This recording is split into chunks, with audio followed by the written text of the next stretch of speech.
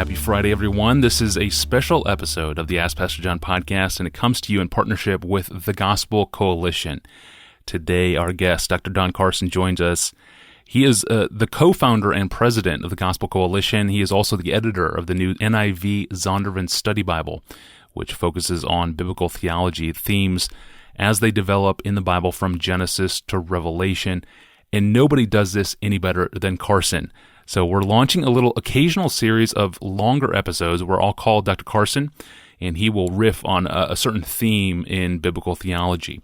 In the future, we'll cover topics like the doctrine of creation, or the doctrine of kingship, or atonement, or kingdom, and so on and so on. Episodes will release on Fridays every 3 weeks or so on the podcast, and it should be wonderful.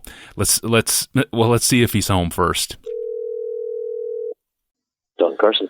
Dr. Carson, Tony Ranke at Desiring God, Yes. Hello, and thank you for joining us to record a little series of episodes on various prominent themes in the Bible. Today we jump in and start with a historical overview of the Bible, the whole Bible.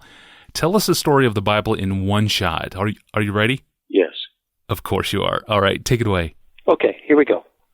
To talk about the overview of the Bible is to conjure up two rather distinct things.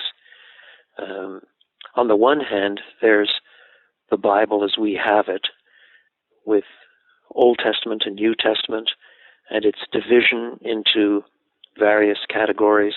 And those categories are themselves sometimes a bit different in English than in the study of the Hebrew Old Testament, for example. We speak of the major and minor prophets, but those are not the categories in which the students of the Hebrew Bible think. But nevertheless, we can break things down usefully into the Pentateuch, the first 5 books of the Old Testament, and historical books, and wisdom literature, books like Proverbs and Ecclesiastes and so forth, and prophets, major and minor, even though those are not standard categories. And in the New Testament, one can think of Gospels, the book of Acts, all the letters, the Apocalypse, and even the letters can be broken down into letters to churches versus letters to individuals like 1st and 2nd Timothy, Titus, Philemon. All of these are useful categories. What they don't get across is the sequence in which things are written, and they don't get across the chronology of the Bible storyline. And that's what we're interested in this brief podcast. That is to say, what's the Bible storyline that links these various books with their different literary forms and different structures and different languages and so on together? The next thing to observe is that you can lay out that storyline in very brief sentences, or you could tease it out to make it a many-houred presentation. In briefest form, you have creation, fall, redemption, consummation. That is the beginning and the end, and in between the two, you have the fall, the problem that is addressed, and then redemption, the solution that God provides. So that's laying out the Bible storyline in very, very brief compass. And then one can fill it out just a wee bit so that one could summarize it in 2 minutes or 3 minutes. Or one could lay out the details in many, many hours of discussion with charts and tie-ins to all the biblical books so that you see exactly where they fit in the storyline and so on. Moreover, some books are reflective of a particular incident or a particular time or a particular kingly reign, a particular period. One thinks of the book of Esther, for example. It's tied to the time of one queen and one emperor and only part of their lives. Whereas books like 1 and 2 Samuel and then 1 and 2 Kings or 1 and 2 Chronicles and so on, they cover multi-reigns, which means they've been brought together at the end of that period of reigns, but it covers literally hundreds of years. When you go from 1 Samuel to the end of 2 Kings, you're covering the period from before King Saul. So you're back in the 11th century BC, all the way to the destruction of Jerusalem in 586, 587. It's almost half a millennium, and that means that documents have been put together and so forth. But the storyline is built out of the bits and pieces that you find there, and then part of trying to understand the storyline is the fact that the last bit of narrative material in the Old Testament, the book of Nehemiah, still presents what's taking place about 400 years before Christ comes. So to fill in the whole historical storyline brings you into filling out bits and pieces of what is often called the intertestamental period. That is the period between the testaments, hence intertestamental period, or it's sometimes called the period of Second Temple Judaism. That is the period during which the Second Temple, not the temple built by Solomon, but the rebuilt temple after the return from the exile, during the period that it was standing, all the way until the time it was destroyed in about AD 70, which then overlaps, of course, with the onset of the Christian era. So one could flush things out along those lines.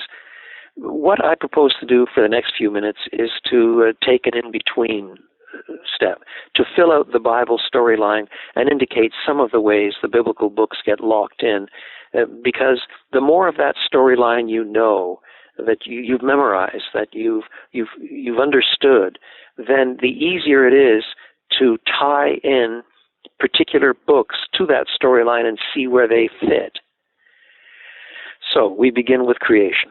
God makes everything good. We'll have a separate session on just creation and how it functions in Scripture.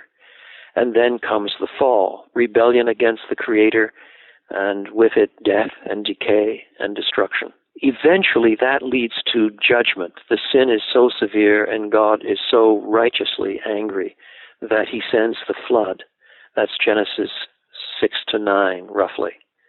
But God, in his mercy, allows Noah and his family to escape, 8 people. And then, sadly, evil is still no better. It breaks out again and results in the Tower of Babel as a sign of rebellion against God. That's Genesis 11. So Genesis 1 to 11 are sometimes referred to the prehistoric chapters, which is not meant that they take place before history, but before history writing. We have a kind of demonstration of materials being recorded from Abraham on, about 2000 BC. And it's quite possible that some documents came down from earlier times, but we don't have access to them. So from Genesis 12 to 50, that is the rest of the book of Genesis, you have what's sometimes called the patriarchal cycles. You have Abraham, and then Isaac, then Jacob, then his sons, especially Joseph. And what you have then is the rise of the Jewish people as a race. There's still no experience of nationhood at this point. There's still a large extended family. And here there's a huge emphasis on the promises of God, the covenant of God with Abraham.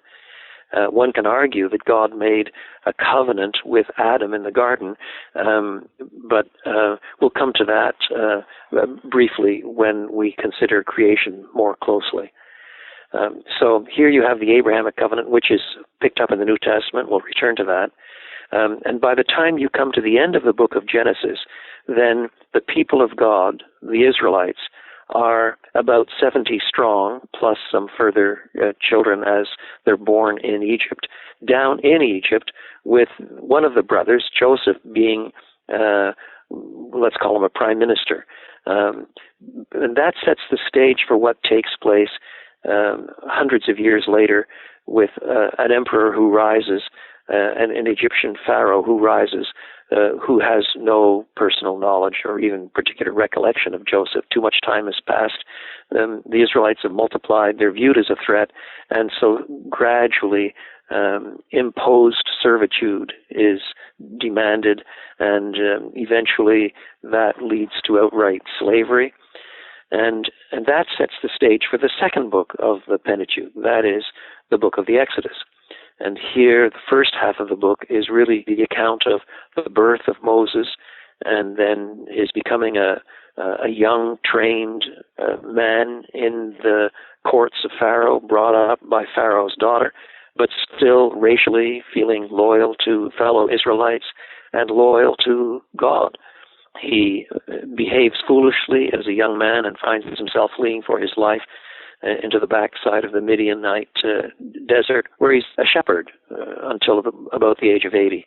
And then God calls him, and through what we call the 10 plagues and God's repeated self-disclosure to the people in miracles and in word and so on, eventually God leads the people of Israel out across the Red Sea under the leadership of Moses. That leads people down then to Sinai and the giving of the law. And the high point of that is the Ten Commandments in Exodus chapter 20. And immediately after Exodus chapter 20, you have the stipulations that come with the giving of the Ten Commandments. Some parts of holiness and the building of the temple, some of the tabernacle rather, the stipulations and so on for the priesthood, and all kinds of interesting little tidbits, what an ephod is that the priest uses and so forth. And that goes on until you have the account of Moses coming down from the mountain where he has met with God, Exodus 32, 33, 34. And finds the people already in an act of craven idolatry, acting as if a calf that they make of pieces of gold represent Yahweh, and debauched forms of religion. Judgment falls and so forth. And that brings you ultimately to the sad reality that the people of that generation don't get into the promised land, the land of Canaan, because when they approach that land at Kadesh Barnea, then most of the spies who go and seek out the land come back just afraid to go any further, even though they've seen God do such wonderful things for them in the preceding release.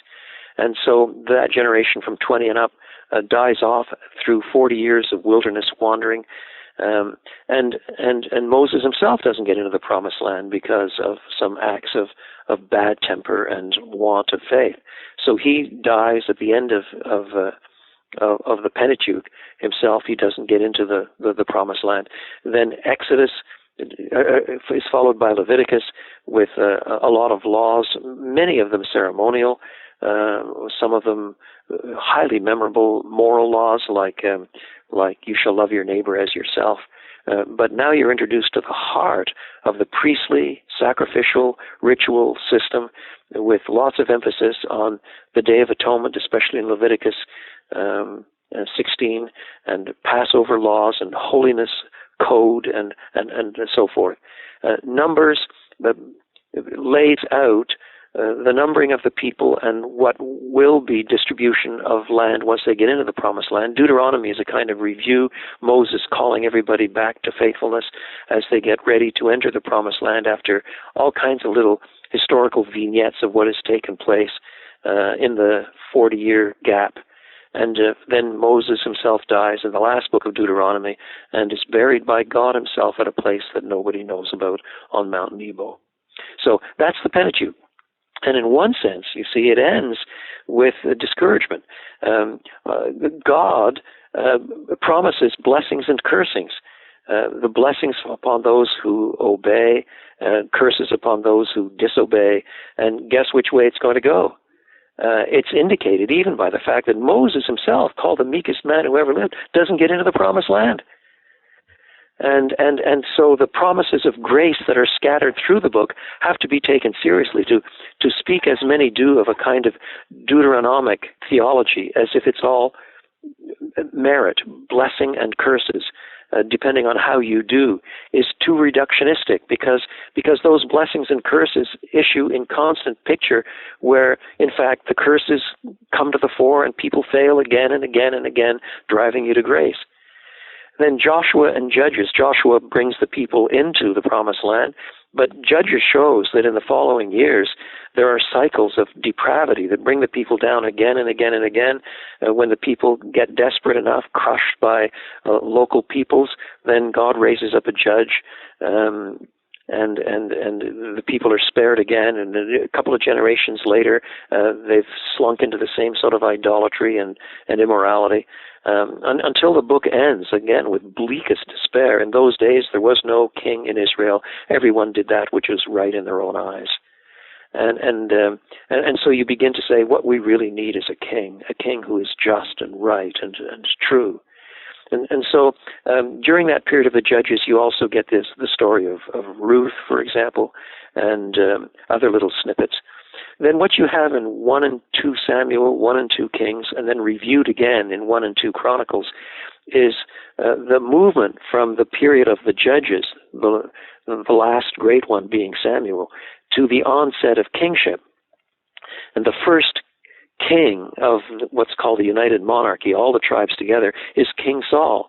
And he starts off well, but the people want him for the wrong reasons. They want to be like the pagans around. And Saul himself is, despite his height and his gallantry and his initial meekness, he's insecure and lashes out and is angry at anybody that threatens his position. Eventually he becomes barbaric in his cruelty and his insecurity and his rebellion against God. So he wants to take on both priestly and kingly functions. And the result is he is killed, and so is his son. There's never a Saul dynasty. And God appoints as king a man after his own heart, we're called, which is the beginning of the Davidic dynasty. That is highlighted in 2 Kings chapter 7. In fact, 2 Kings 6 and 7 need to be read together, because when David first becomes king, he's king of only 2 tribes in the south, and the northern 10 tribes remain under independent governance. And his capital is in Hebron. But after 7 years, he takes Jerusalem and becomes king of the entire 12 tribes, and then reigns for 33 more years in Jerusalem. So in 2 Kings chapters 6 and 7, what you find is the confluence of several themes. You have now the rise of Jerusalem as the capital city, and that sets an entire trajectory that finally ends in the New Jerusalem. This is the city of the great king, the Davidic dynasty. It's the city now also of what will become the temple.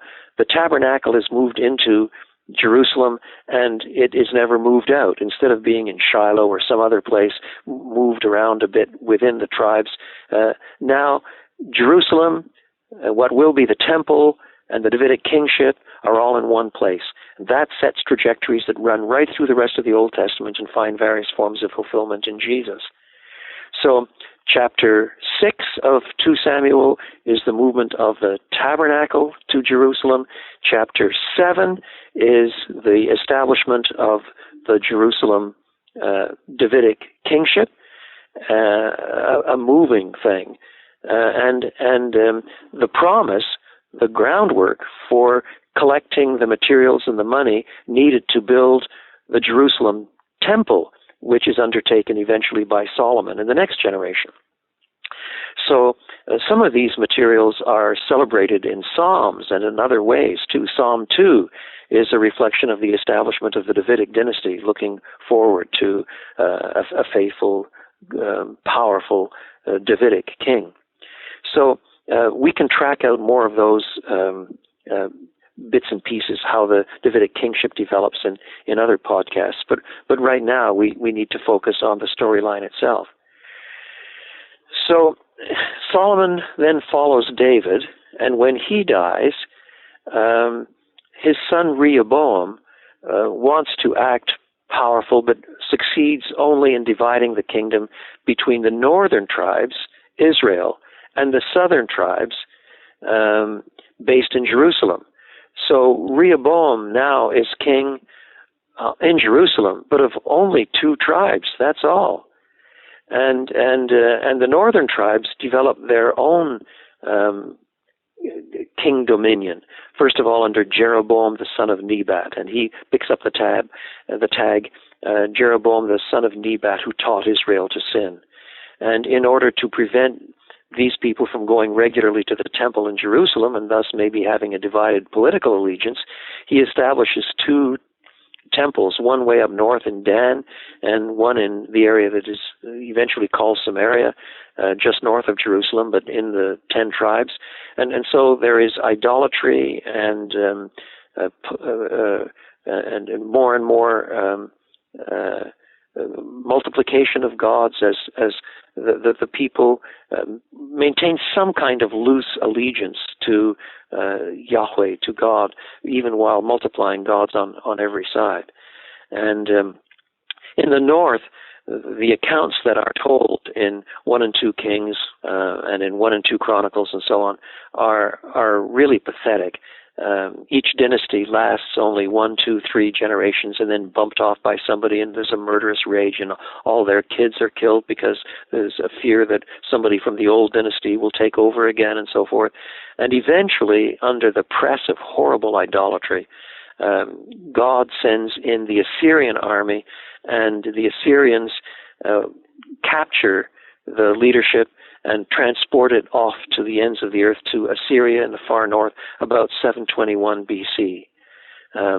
Jerusalem, though it's attacked, is spared.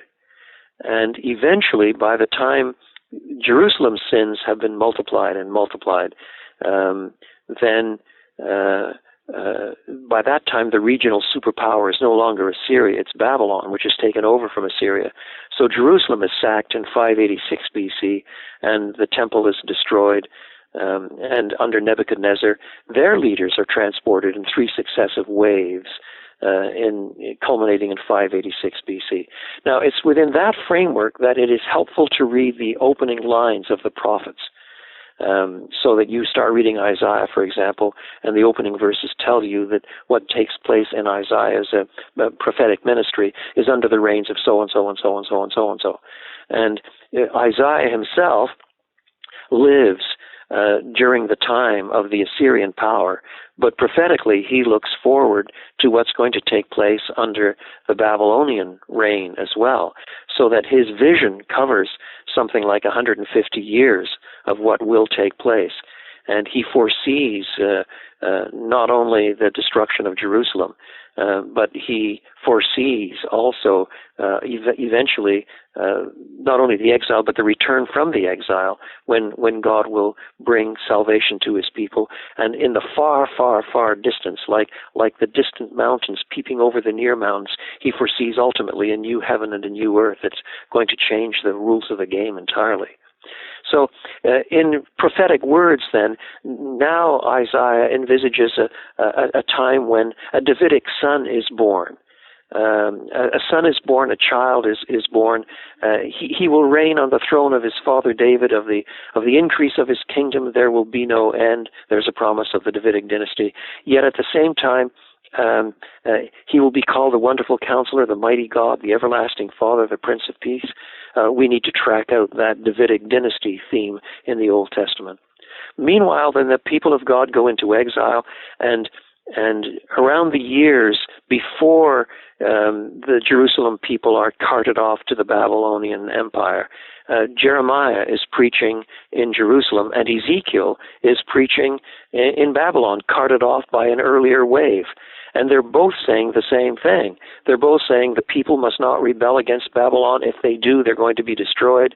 But they rebel against God, and they are destroyed.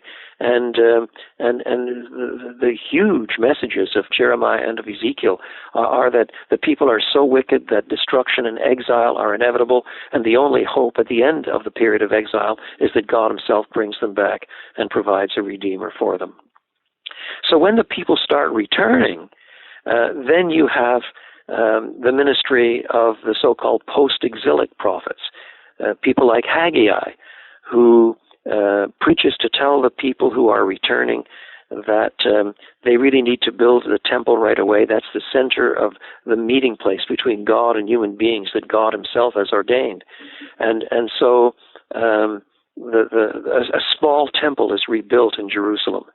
And here's when you find also the ministry of Ezra, and then a little later the ministry of Nehemiah, who is brought back by God himself to build the wall around the city. The temple is built before Jerusalem is rebuilt. Hardly anybody lives there. They're poor, dirt poor, living in farms around the area.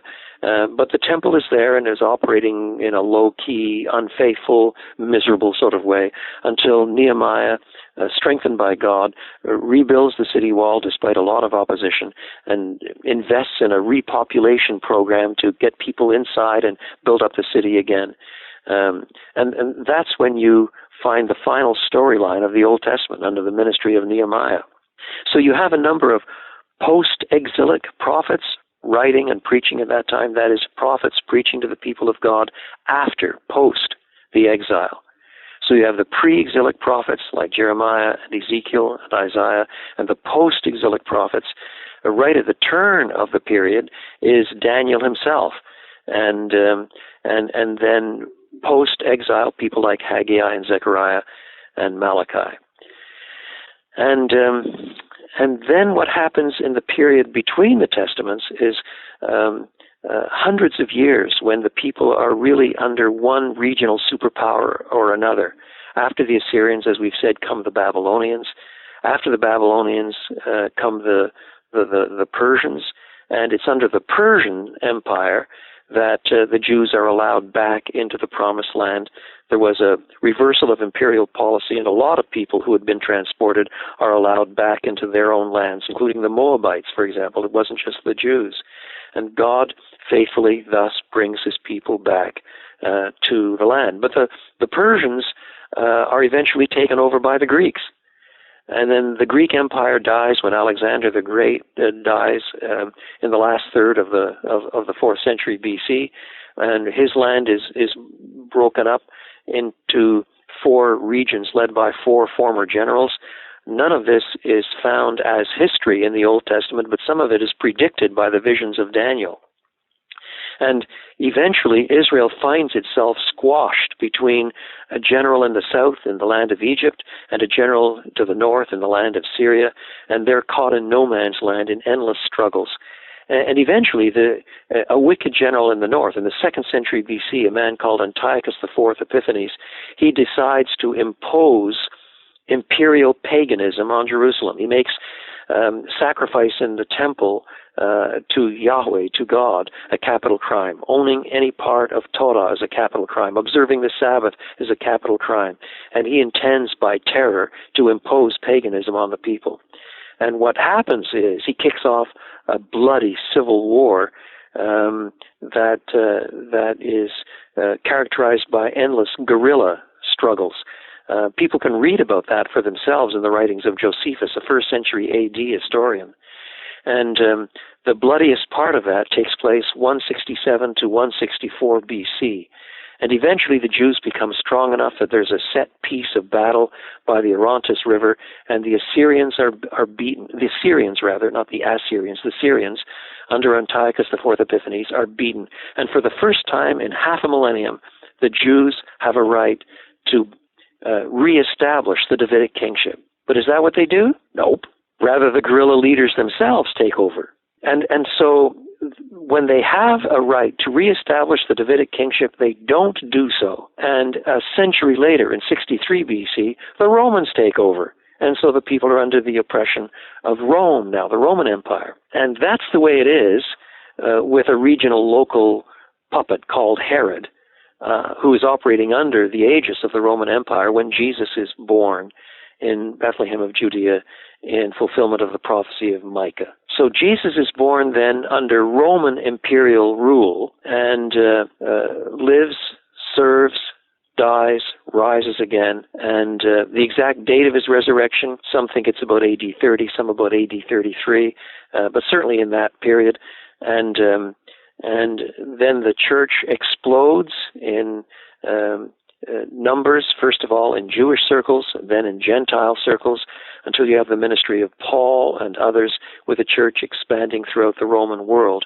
And much of the book of Acts traces the spreading of the gospel through the ministries of Peter and Paul and a few others, until the gospel actually is well established in Rome itself.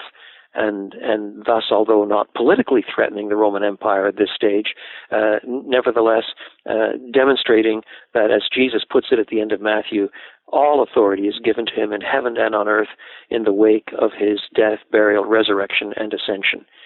The rest of the New Testament fills out the interactions between New Testament writers and local or regional groups of Christians in churches or regions to address theological and pastoral issues, until you get to the last book of the New Testament, the Apocalypse. Here Christians have divided over the years about how to interpret that book. It's worth sometimes spending time to outline how Christians have understood the future. At different periods of the church's history, they have tended to one position or another. In the first half of the 20th century, a vast number of Christians in America call themselves pre-millennial, pre-tribulationists. But one must remember that in the period of the Puritans, for example, the overwhelming majority were post-millennialists and a few premillennialists. There were no amillennialists. At the moment, amillennialism is on the rise. If you don't know what those terms are, don't worry about it, because my point in this survey is that all of these groups, without exception, do understand that the ultimate hope of the church is not some sort of millennial splendor. The ultimate hope of the church is the new heaven and the new earth, resurrection existence in a remade, reconstituted universe that includes resurrection existence where there's no more death, there's no more sorrow, there are no more tears or pain or suffering. The old order, Revelation 21, is passed away. It can be seen as a new Jerusalem. It can be seen as a bride finally consummated in union with Christ. It can be seen as a new heaven and a new earth, but spectacular, holy resurrection existence with the glory of glories being that they shall see God face to face, in a way that even the angels of heaven can't see God. The angels cover their faces with their wings and cry, "Holy, holy, holy." But according to Revelation 22, God's redeemed people actually gaze on God. And in vast, picturesque descriptions of what this existence will look like, we are treated to visions of work and of song and of praise and of righteous living and God-centeredness and glory to him who sits on the throne and to the Lamb forever and ever. Oh my, that is an incredibly rich history of the Bible storyline. Thank you, Dr. Carson. So many themes have been mentioned here in this episode, and we'll begin to pick them up now one by one. And next time, we'll focus on the doctrine of creation, and that'll be in a few weeks. We'll give you a call again. Thank you, Dr. Carson. Okay, blessings. Bye now. That was Dr. Don Carson, the co-founder and president of the Gospel Coalition. He is the editor of the new NIV Zondervan Study Bible, and next time Dr. Carson will give us a biblical theology of creation as it runs throughout the Bible from Genesis to Revelation. This has been a special episode in the Ask Pastor John podcast, a longer weekend episode, and it's been made possible by our partnership with the Gospel Coalition. We appreciate our friends over there. We return on Monday with John Piper to look at how Christians should tolerate the religious beliefs of non-Christians. I'm your host, Tony Reinke. Have a wonderful weekend.